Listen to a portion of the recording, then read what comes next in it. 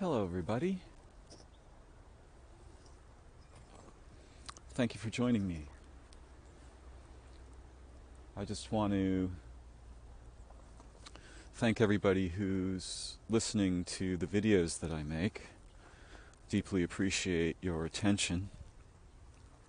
And if you like what I'm doing and you want to support it, please feel free to share my videos in whatever way is comfortable for you, and to hit the like button and to subscribe if you're willing to. Those things might help me to reach a broader audience. At present, my audience is extremely small.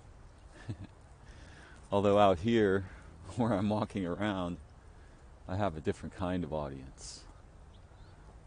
An audience of living beings. And the living place in which I'm so privileged to be able to walk and learn, relax, make friends with plants and animals and insects, the sky, the sun, the moon, the stars, though they're invisible in the daytime, are just as present, much like our dreaming mind, which can be overwhelmed by the brightness of the transformations that happen when we awaken.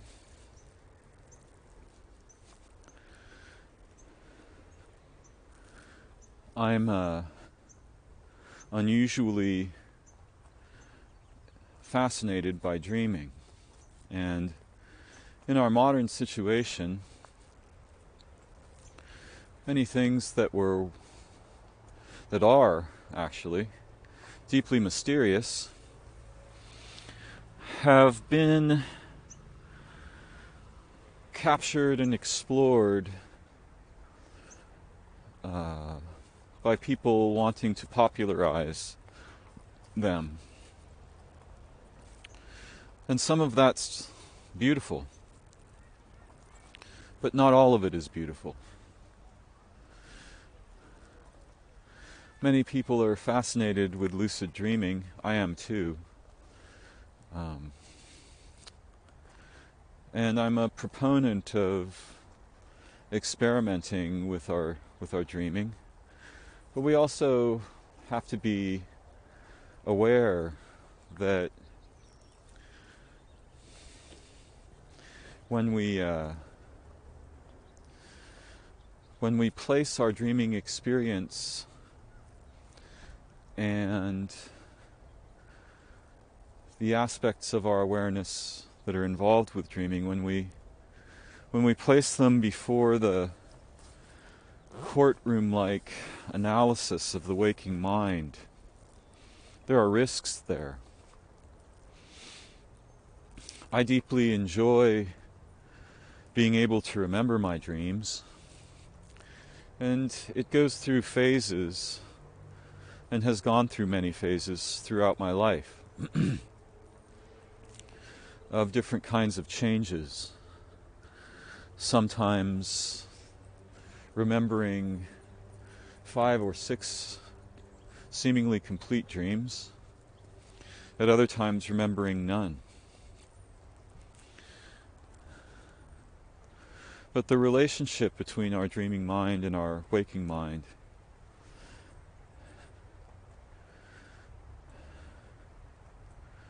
becomes rather conflicted.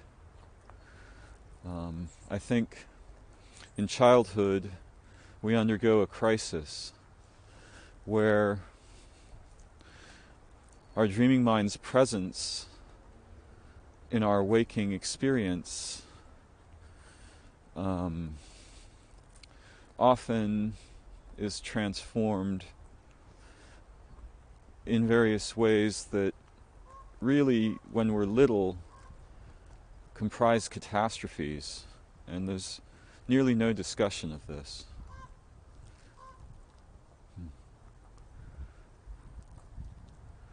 Hulk, Hulk. And that's a topic unto itself. But there are many old stories about this transformation happening on the broad scale of our species over time. It's part of the history of the development of the minds that we inherit and are imprinted with today.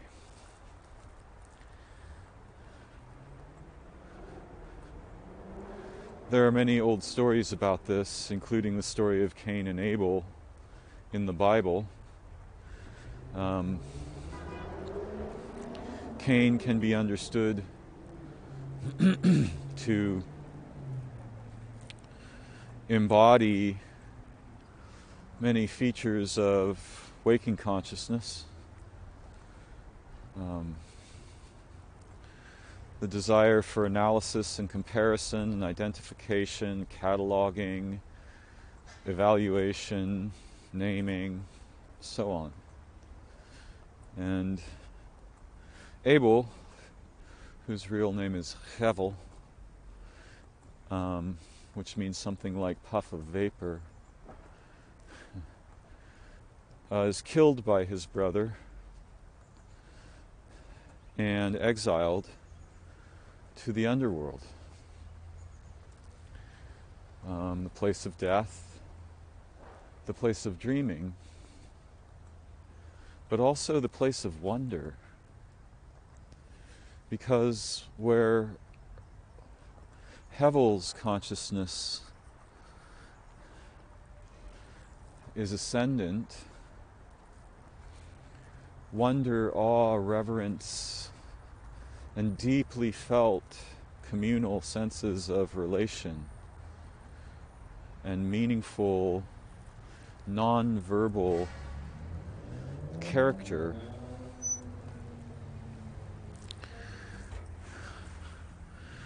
are common. And it's tragic that as we undergo socialization and languaging and enculturation, many of the faculties native to Hevel's awareness, the dreaming mind's awareness, recede and often disappear from our waking experience. And I think of this as tragic and unnecessary, even though I myself am subject to it. In fact, these days, I'm not highly motivated to awaken because I need the deep, nurturing, nourishing inspiration of dreaming.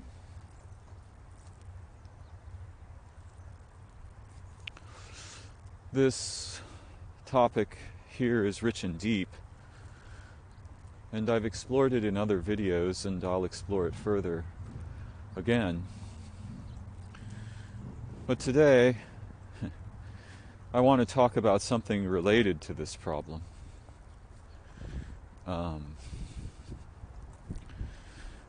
And reflect on some of the features that emerge in the wake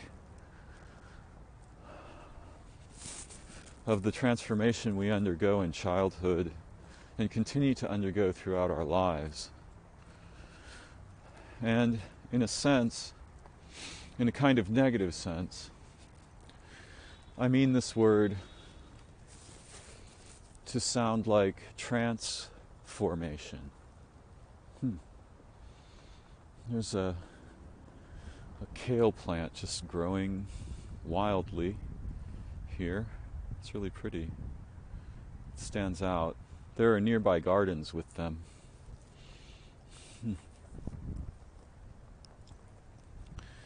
This kind of transformation which you can see the structured layers of our collectives and institutions constantly pumping and in a way really forcing down our throats unless we're able to completely ignore modern media. And even then, if we do this, unless we are also rather isolated, it will reach us through other people, through their communication and concern, because they become entranced with the imperatives of false collectives. Collectives that may once have had some degree of authenticity, but in our modern experience are largely counterfeited, or that authenticity is counterfeited. And we're very vulnerable to this, particularly if we're isolated. And it's a strange isolation that we exist in today, where we can think about the world, we can think about everyone, we can think about a specific cohort of people, or an ethnicity of people, or a gender distinction of people, a political distinction of people, an ideological distinction, a religious distinction, a financial distinction. And it's only been a very short time in terms of the history of the development of the minds many of us are captivated by while we're awake today. Many of these features are very new, and we're not well prepared to cope with the ramifications of them.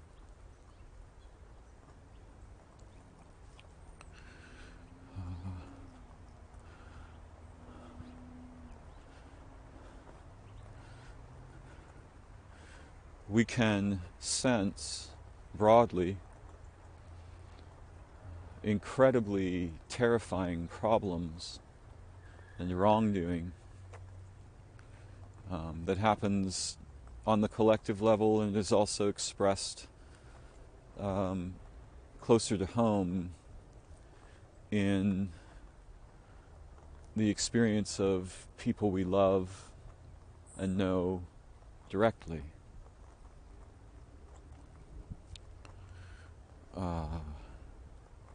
The whole system of the necessity of money and insurance of various kinds, and the necessity of maintaining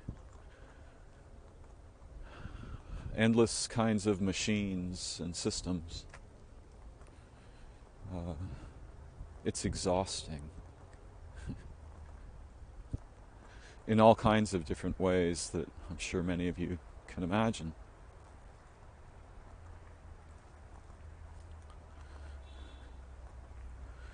And, throughout the history of our species, different kinds of imperatives captivated our collectivity.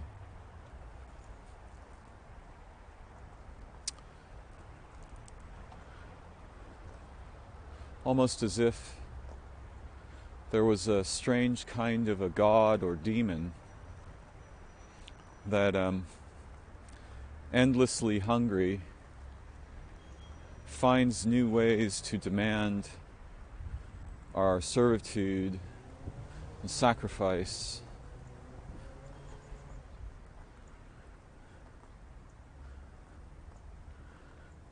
As it devours the roots of our interiority and nature as beings, embodied beings and organisms and animals and human beings. And everyone's dreaming mind is deeply aware of this problem and is concerned with it.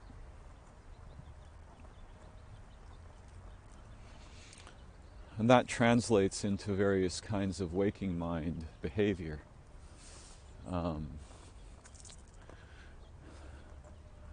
Trying to remember some interesting words about this. Perhaps my vocabulary will retrieve them for me shortly, but right now I can't access them. So, it was my goal today to talk a little bit about what we might refer to as drivers in waking consciousness. And I'm particularly concerned with the driver of productivity, having to get things done.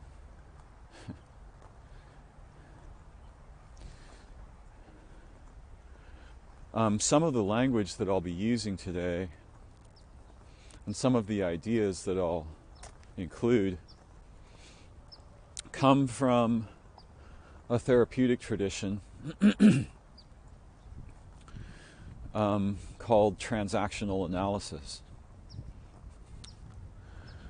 And personally, I recognize the value of many different methods and perspectives about our minds without being a devotee of any of them.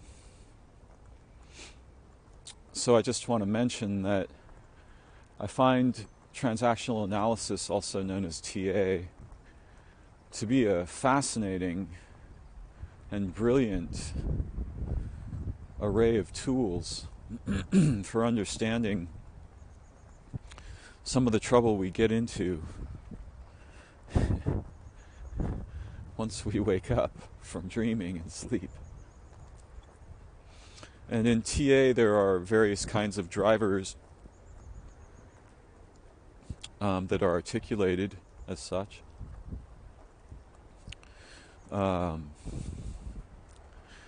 And I'm not going to catalog them now, but it's relatively easy if you're interested to do a little research about it. I think TA began probably in the 70s, and I cannot recall the author's name, but there was a very popular book called Games People Play. And there was another book called What Do You Say After Hello?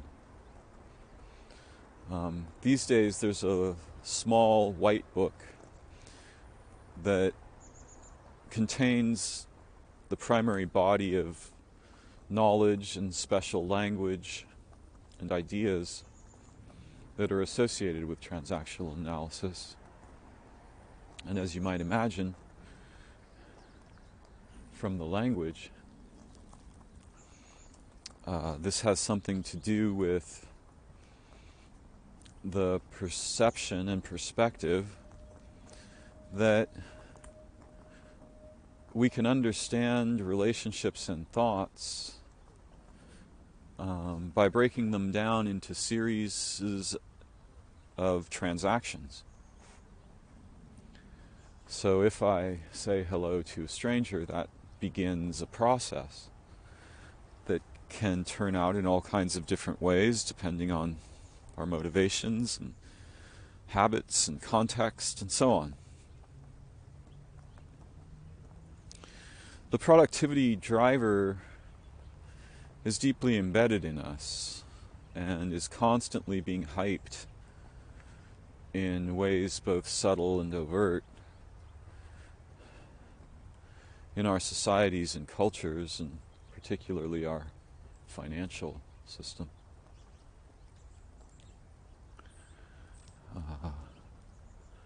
We're encouraged, or it's not necessarily the word I would select. I think we're kind of hypnotized by the necessities of pragmatic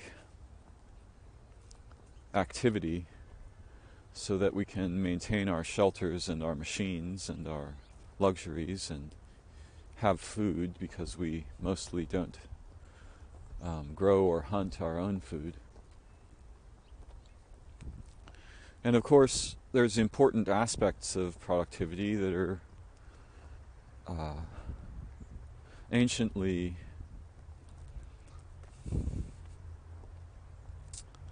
that originate in our distant ancestors, because during various seasons there were various kinds of important hunting and gathering and crafting, social and ceremonial behaviors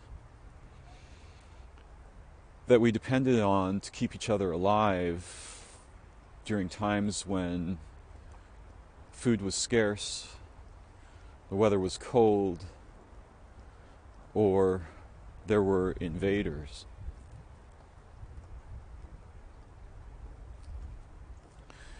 In our time, while most of us, many of us anyway, don't experience direct warlike invasion,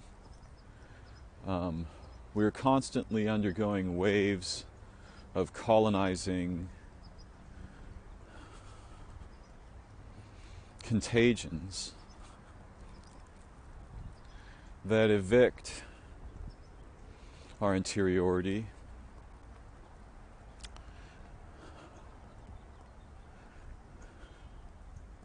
in a way that becomes very painful over time as it proceeds, and counterfeit and sell us back broken, tokenized versions of roles and relationships that we might otherwise embody more naturally and authentically, nurturingly, in ways that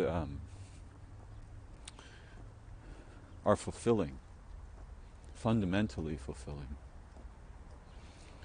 And a lot of this has been replaced, not in everyone's life, but for many of us, much of the time, by transactions, particularly commercial transactions, and transactions whose purpose it is to capture our attention and thus convert us to roles and behaviors which, if we could see clearly, we would certainly reject. Our dreaming mind can see these things clearly, but it's not particularly adept with language, nor does it rely on models. It's a deeply intuitive way of awareness. And in this sense, we can understand it as what survived of the intelligences with which we were able to acquire language and models and concepts. The intelligences that underwent enlanguaging and enculturation when we were little, and again throughout our lives. Transactional analysis isn't really my topic. I'm just going to use this language of the driver, but I'm also going to mention something. Hi. You're in a cage. Well, it's much more beautiful with you and your dog, I must admit. I know, I love the fence they built. It's really nice. It's changed the whole look of the park, and it's great. Yeah, Don't you think? it's much more modern. Yeah, it's just nicer looking. It's nicer on the eye. I agree. You know? Yeah. And it's such a beautiful park. Yeah, I love it. I come here every day. Yeah, my girls both work here with the kids in the afternoon, which is really fun. Oh, that's sweet. Yeah. Huh. My name's Darren. Hi, I'm Debbie. Hi, Debbie. Nice to meet you. What's your dog's name? This is Rizzo. Rizzo. Oh, yeah. I think I met Rizzo a couple days ago.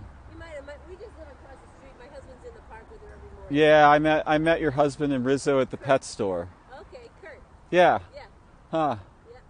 So nice to meet you. Yeah, nice to meet you. Hope I'll see you again. Hopefully you will. When you get out of the cage. Yeah, right. I know, it's a scary thought though, right? Well, I come here to get out of the cage of my apartment. Yeah.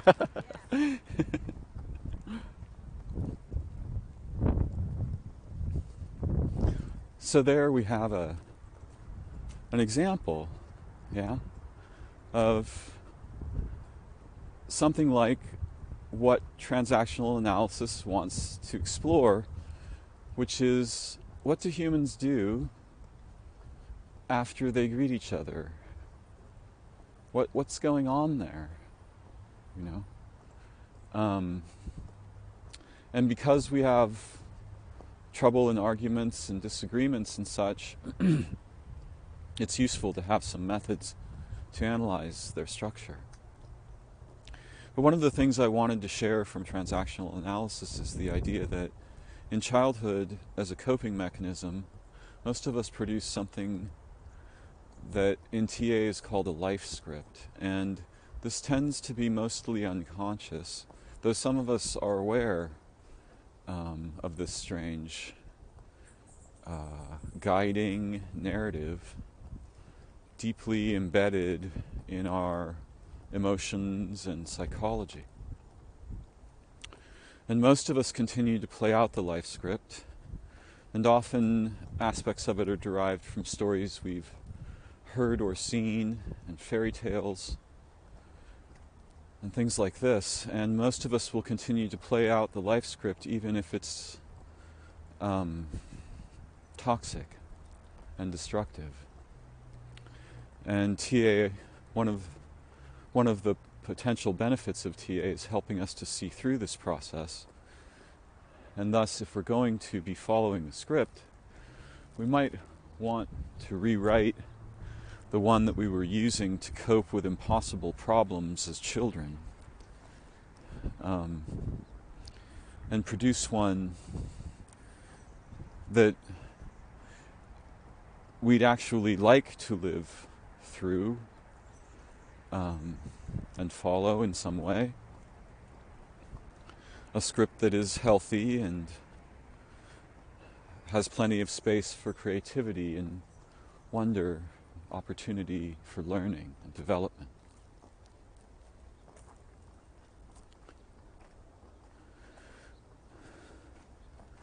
So,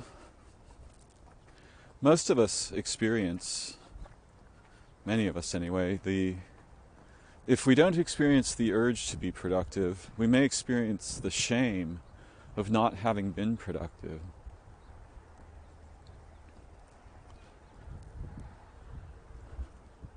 And so there's some evaluative behavior going on in the aspect of awareness that's engaged here, though there's more than one. The one that I'm concerned about is the one I'll refer to as the productivity driver. And it's as if we have a distinct sort of personality. In fact, each of the drivers are a bit like, they're not really like machines. They're like specialists. And just like our institutions, we have these features of our mind, our psychology, our psyche maybe, that when they are funded, they really want to continue to persist and remain dominant in consciousness. And so there is for example, there's something that I refer to as a threat sentinel, an aspect of awareness that's looking for threats. And there's an opportunity sentinel, an aspect that's looking for opportunity. And all kinds, there's many different forms of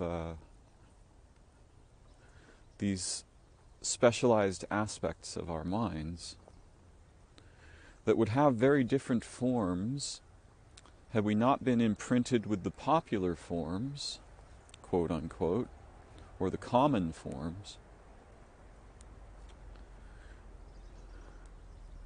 that we're introduced to in childhood and continue to remain subject to throughout most of our lives in a general sense. Of course, everyone has unique experience of all these things, and different cohorts and different societies and different traditions and habits, purposes and drivers arise in different places and different human lives. It's very important to remain aware of the incredible diversity and uniqueness of our natural humanity, especially in a situation where most of what we see gets compressed into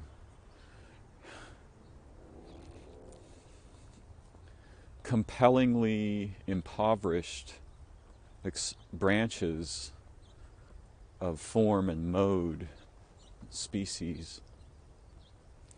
But we all have this productivity aspect, well, most of us, and it can be useful in helping us to pursue long-term goals,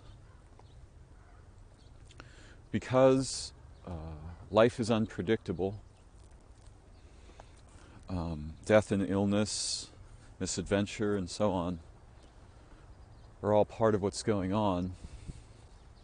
And so we may be inclined in a general way to trade long-term significant benefit for short-term insignificant benefit. And the aspects of our society that feed on our attention are well aware of this. And over the past 20 or 30 years, the attention span of the common human being, spectator, student, viewer, has dropped so dramatically that when people are trained to write or write for film, they're told that you have about 2.5 seconds to capture the attention of the audience, and you'll be able to maintain that attention for about 7 seconds before you're required to recapture it. So we're actually training the people who make literature and film to continue to exacerbate this problem. One imagines a future situation where it's so hard to summon the faculties of awareness and attention that we may have to be mechanically stimulated to do so for even short periods of time. May that never come to pass.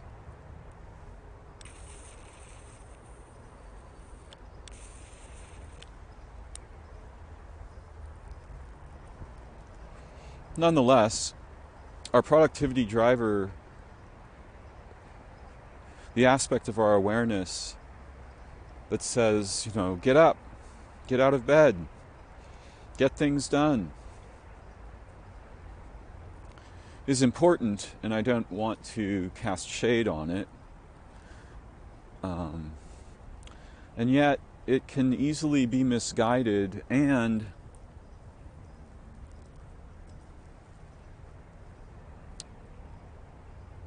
many of us will experience situations in which a displacement occurs. We may be starving or empty, isolated or frightened, anxious, confused, frustrated, alone, and these feelings can be displaced into productivity, where at least we will get some sort of feeling of accomplishment or reward rather than none.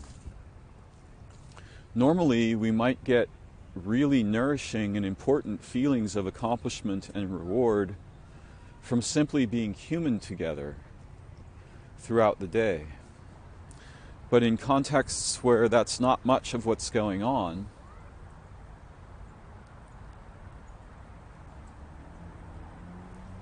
a displacement can happen because we're starving for 7 kinds of nourishment that we're getting a counterfeit version of 2 of. And so we can become, for example, as I've certainly been at times in my life, subject to what's called workaholism.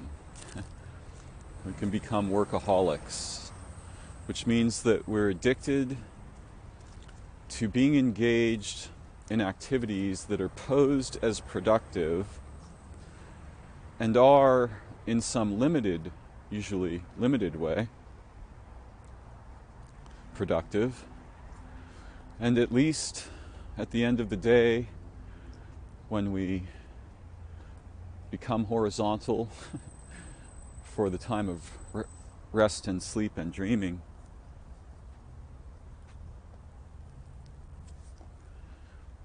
there's an accountant who might make an appearance there, and at other times during the day. An aspect of awareness that tries to evaluate whether or not we were effective, potent, productive, successful.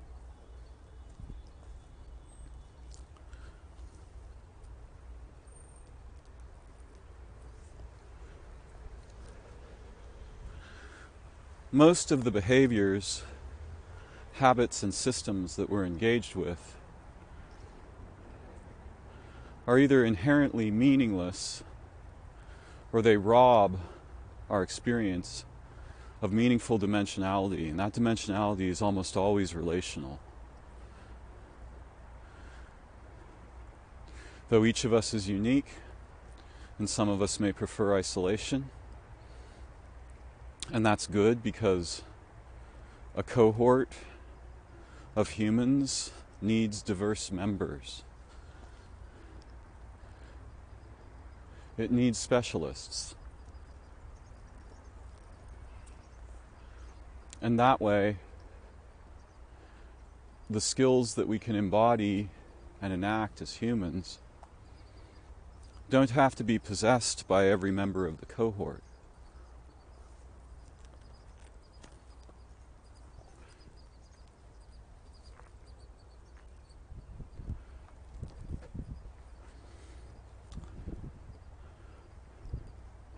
The necessities of survival and development can occur and be enacted in a shared environment in the same way that a pod of dolphins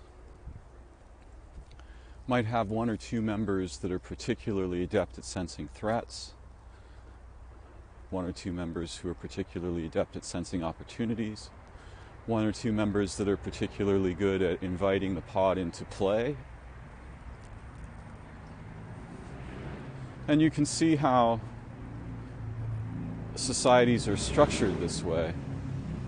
When we have needs that we cannot locally fulfill,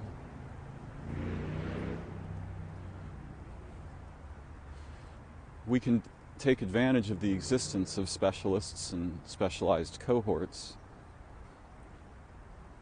to do things that would be otherwise impossible for us. Surgery is one example, but medicine is a strange and troubling example, even though overall its seeming success looks statistically valid. We don't tend to count the iatrogenic damage imposed on the people who obtain medical treatments. And there's all kinds of dark stories in that realm. And it's not my intent to cast shade on medicine, though the kinds of medicine that are popular and that are practiced in doctors' offices and hospitals around the world are still very primitive and have been themselves colonized by processes and imperatives that are not authentic, in the sense that their goal is to produce power, profit, domination, or control rather than healing.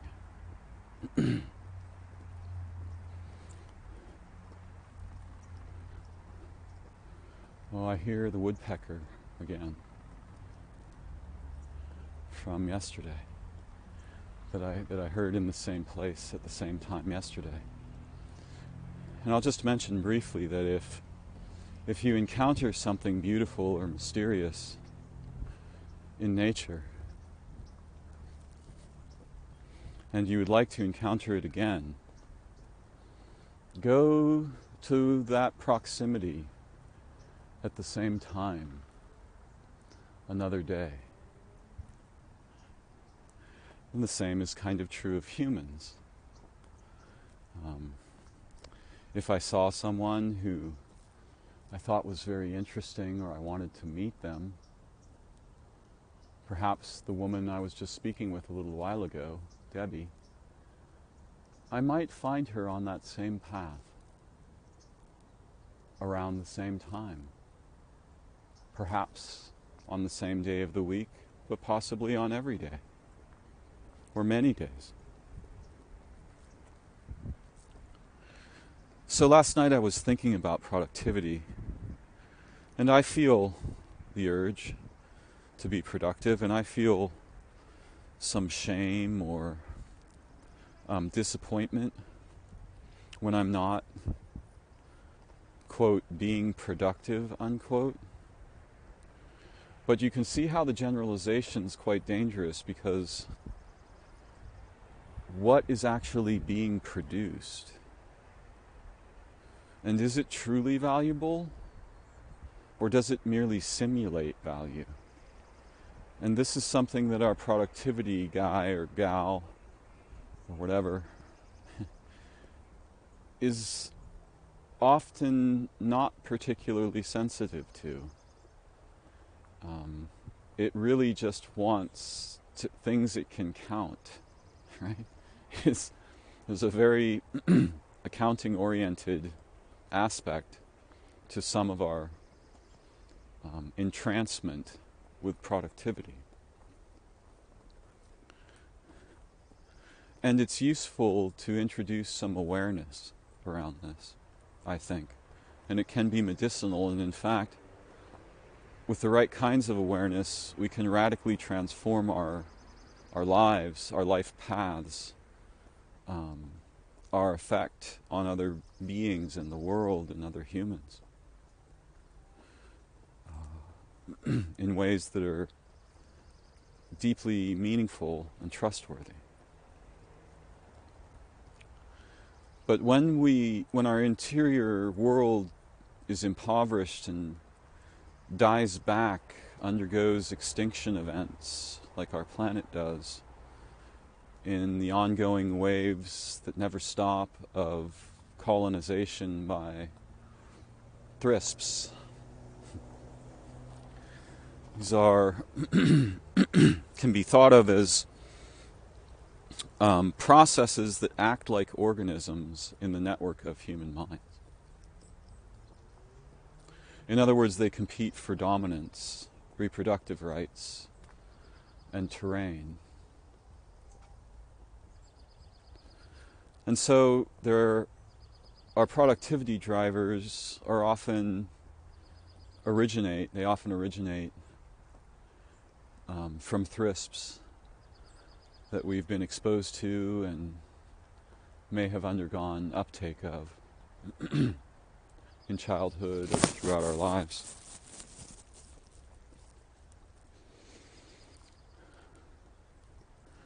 Last night I was thinking about productivity in an unusual way. Someone I'm very close with had a conversation with her yesterday, and it was beautiful and tentative and thoughtful and sensitive and in some ways very energetic.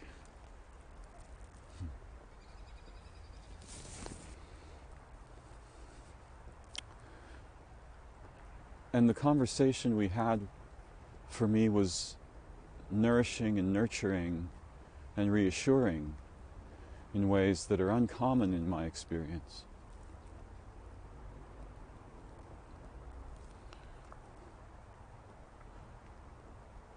In my own life, I have many close relationships. Well, many is a relative idea, but I have a number of close relationships with people who I've actually never met in person. And for some of these people, in some of our exchanges,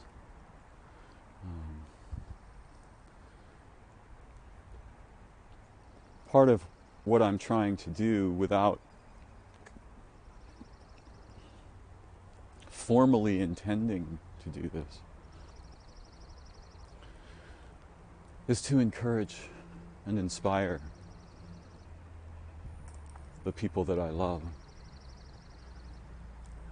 and to give them hope in times of darkness, fear, anxiety, confusion, isolation. And I don't do this because it's my job, though there may be some relation here with my life script. But yesterday, I realized that when we are able to interact with a living place or an animal or plants, even insects, small creatures, but particularly other human beings, if we are able to light the spark of hope within them, particularly in times when their interior is filled with darkness and trouble, and hope is precious and rare,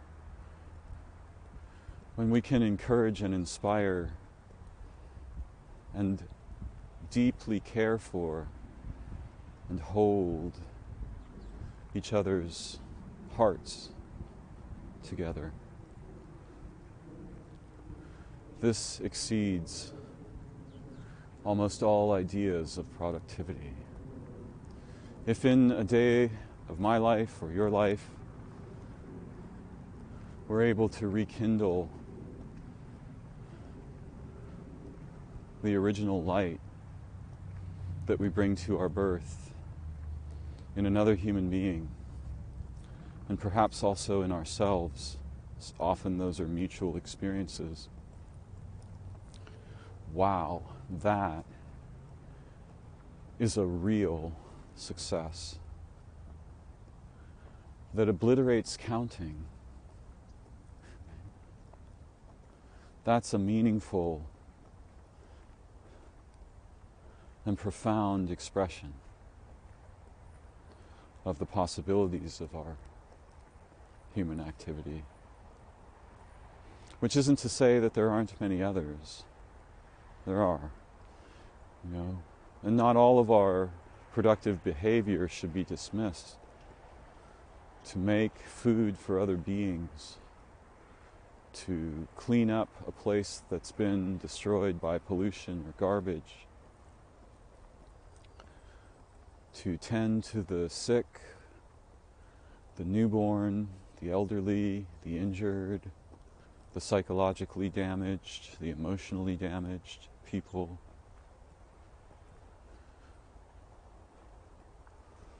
All of these things are beautiful,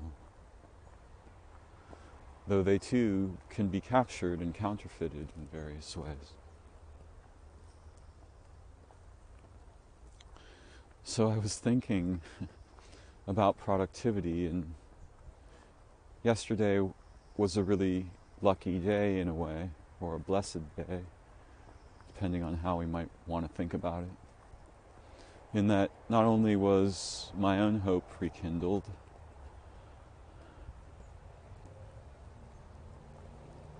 but I was able to be of kind and gentle assistance to another person in whom hope had largely disappeared. And when hope disappears, something else rises in that absence.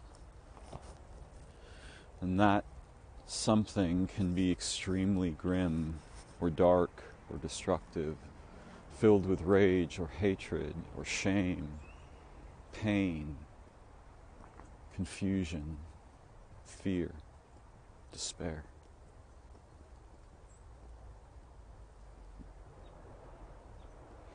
So in the evening last night, as I was briefly considering with gratitude the conversation with my beloved companion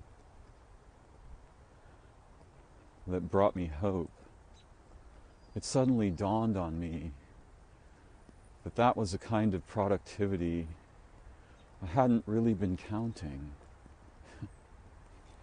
And in order to engage in that productivity, there has to be space. There has to be temporal space. There has to be intentional space, emotional space.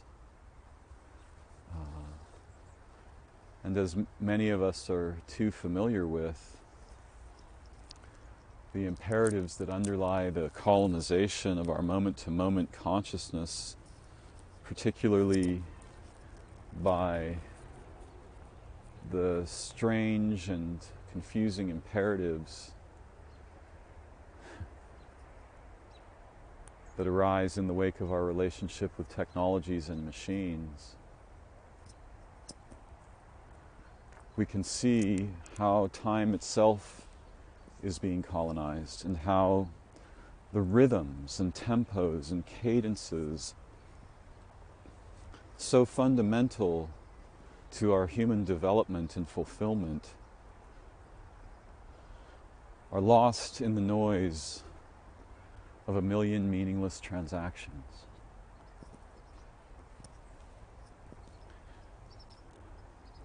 Those rhythms are fundamental to our well-being.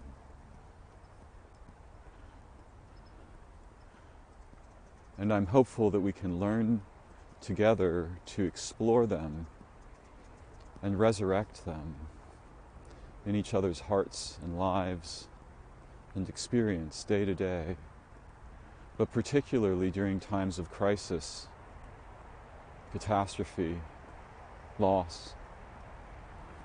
For in times of crisis, gentle gestures of loving care and deep mutual concern and awareness, their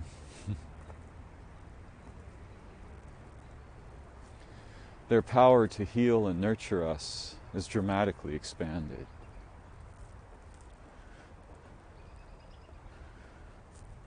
And some of us become aware of that and may choose life paths that place us directly in crisis with others.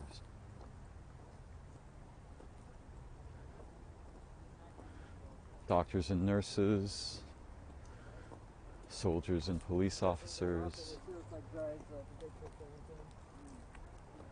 therapists of various kinds, repair people who repair the machines our lives orbit and depend upon.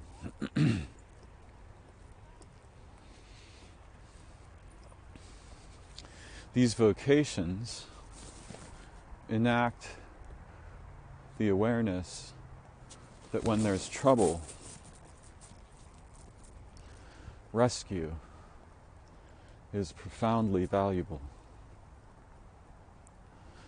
Mutual concern is profoundly valuable.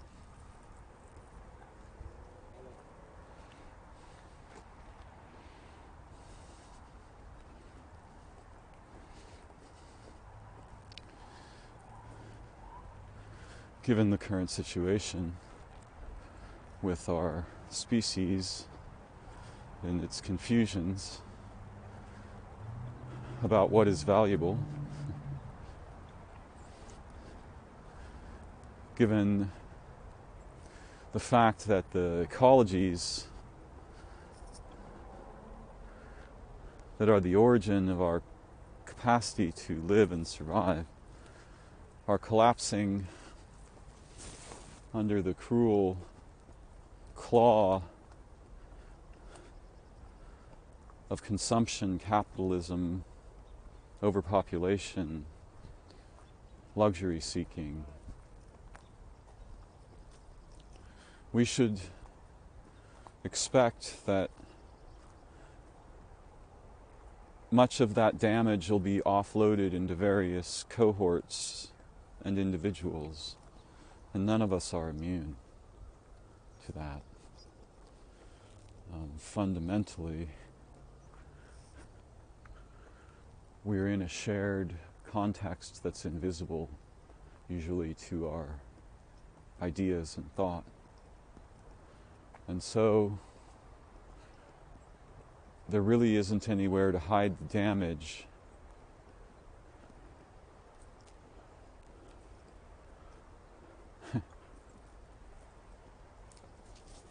The semblance of it being hidden is deceptive.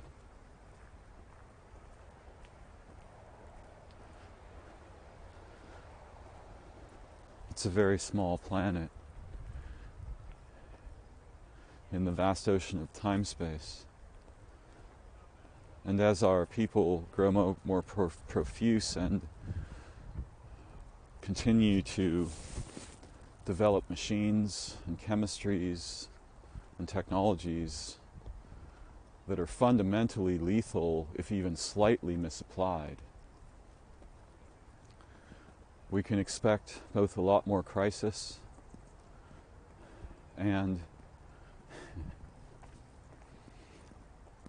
a profound increase in the value and meaningful richness of authentic mutual engagement, concern, and purposive orientation, particularly reorientation, where lethal purposes are exchanged for noble purposes, truthful purposes, authentic purposes.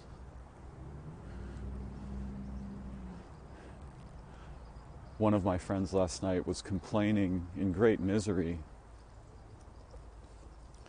about the effects of the media to which he's been constantly exposed since childhood.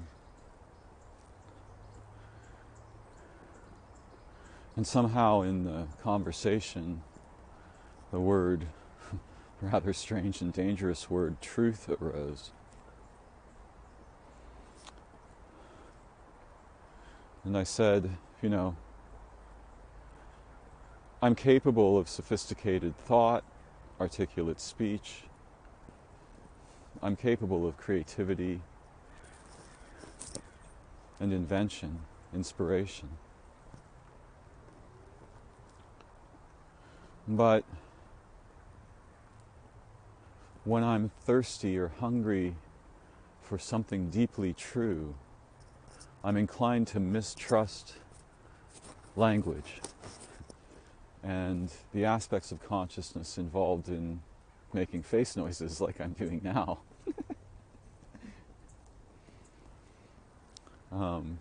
Because I'm aware of the inclination of my consciousness to collapse toward structure and to be motivated to do this by various kinds of inner impoverishment. And so again, you can see this problem with displacement, right? If I can say something very clever, I get a little ego reward. If not the candy bar, at least the wrapper.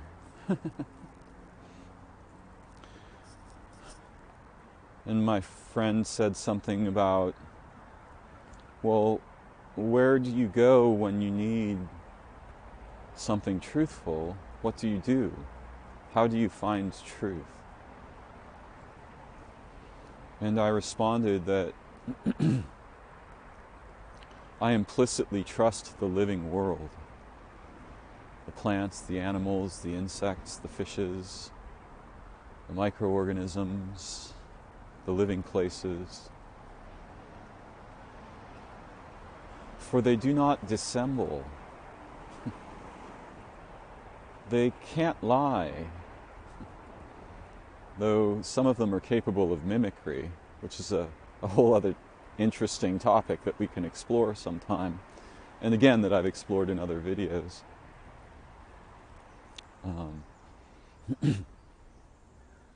And interestingly, the dreaming mind,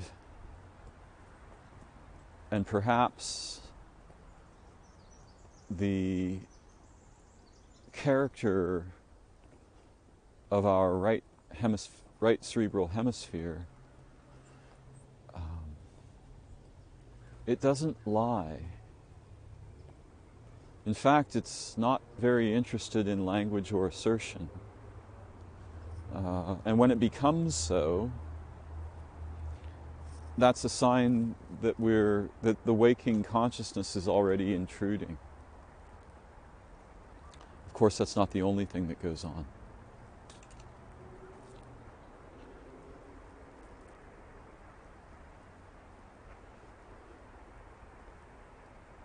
Unfortunately, it appears from research that the left hemisphere, in which the primary linguistic skills dwell, the right hemisphere can understand language, it's just not so great at emitting it, making it. But the left hemisphere is fascinated by language, and if it's unconnected, right, if we disconnect it from the right hemisphere, if we disconnect the waking Cain from the dreaming Abel, then often the result is a bizarre kind of monster that absolutely believes anything that can be said. And absolute belief is a very dangerous thing in this sense. Also, it has no problem lying. It will happily lie to preserve its own superiority, appearance of superiority, dominance, appearance of dominance, its rectitude.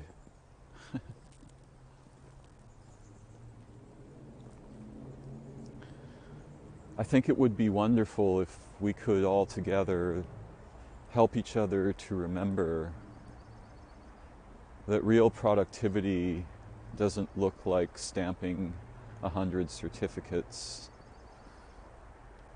or, selling 100 insurance policies or making some physical situation occur on some timeline, like in a factory. Our capacity for real productivity depends on deep and meaningful relationships with ourselves and with others. And many of the most beautiful and rich aspects of these capacities have nothing really to do with counting things.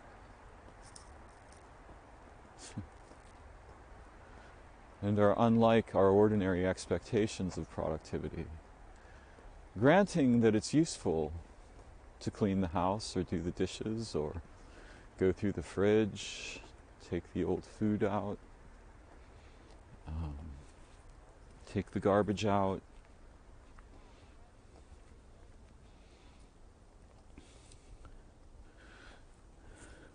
So I remember yesterday evening, I was overwhelmed and I was thinking, man, if somebody manages to introduce hope into a situation that was previously hopeless, where some living place or being, animal, plant, or especially humans, was in great despair and travail, and we can just bring a little bit of relief with our loving kindness, our mutual concern, and taking the time to pay deep attention to one another.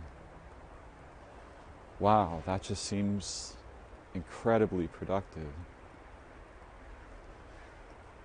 Yesterday I got very few things accomplished, but someone brought me the gift of hope, and later I gave that gift to another who was in profound distress.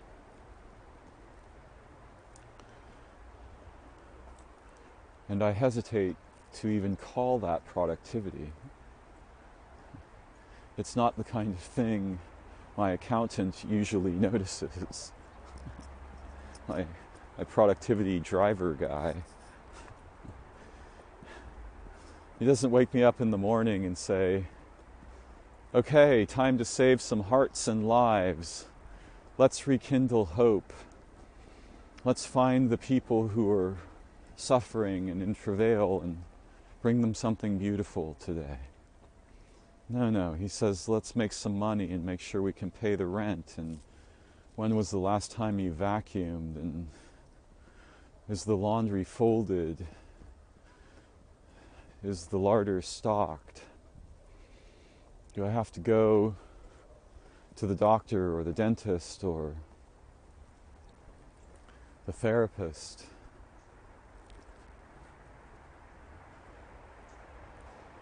And all of those things can have value.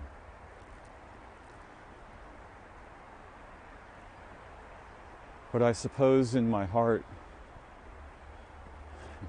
I'm a devotee of mutual rescue, concern, healing, learning, play, wonder, joy.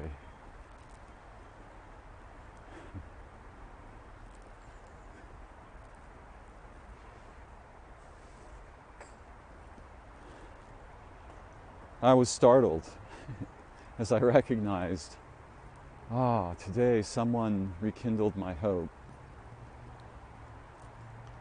And I was able, which I think of as a humbling privilege, to bring that gift to another. Wow, that was a fucking success. That was worth the candle and the struggle. And it overwhelms the swarming throng of meaningless transactions that may otherwise overcome the entire space of our day, or our week, or our month, or our year, or even our life path.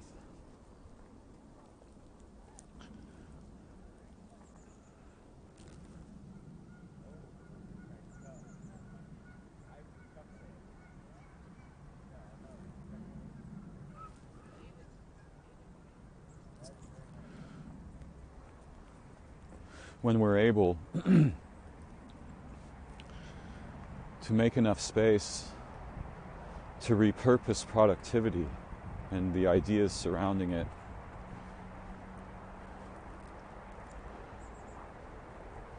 there's a beautiful jungle of living truth that isn't true by logic or rationality or accounting. It's a different species of truth. It's silent.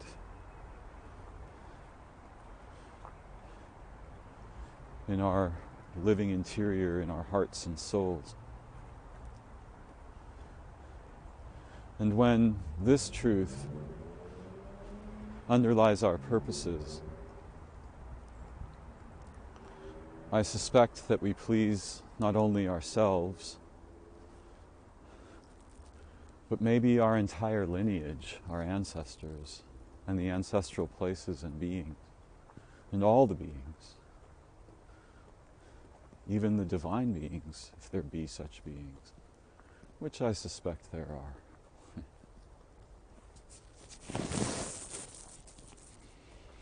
That seems a wonderful and trustworthy form of success. And I'm grateful to have had this time today to explore it a little bit with you. So thank you for walking with me and imagining with me and exploring together. I look forward to our next adventure, and I hope that you do too. Bye-bye for now.